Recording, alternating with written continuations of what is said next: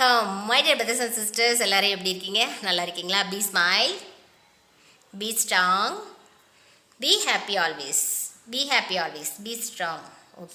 Okay my dear brothers and sisters, உங்களுக்கு இந்த அனுபவம் இருக்கா? பிரதர்ஸாக இருந்தால் பிரதர்ஸ், நீங்கள் பொண்ணு பார்க்கலாம் போயிருக்கீங்களா? ஓகே, அதே மாதிரி சிஸ்டர்ஸாக இருந்தால் சிஸ்டர்ஸ் உங்களை மாப்பிள்ளை பார்க்க பொண்ணு பார்க்க வந்திருக்காங்களா வீட்டுக்கு?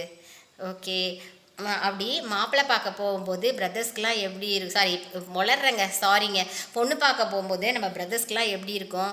அட்லீஸ்ட் எப்படியும் ஒரு 10 பொண்ணாவது பார்த்துருப்போம். ஒரே பொண்ணில் செட் ஆகிறதுலாம் கண்டிப்பாக சாத்தியமாக இருக்காது.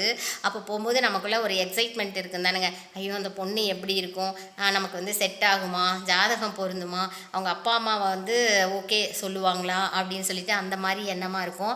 அதே மாதிரி பொண்ணு பார்க்க வரும்போது அவங்களும் என்ன நினைப்பாங்க அப்படின்னா,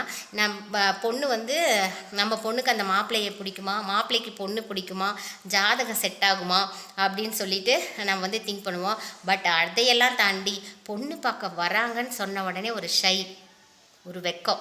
அந்த கார் வந்த உடனே பொண்ணுக்காக இருந்தாலும் சரி ஒரு வெக்கம் வரும். அதே மாதிரி பொண்ணு பார்க்க மாப்பிள்ளை அந்த வீட்டுக்கு போனாலும் அப்படியே ஜாலியான கேரக்டராக இருப்பார்.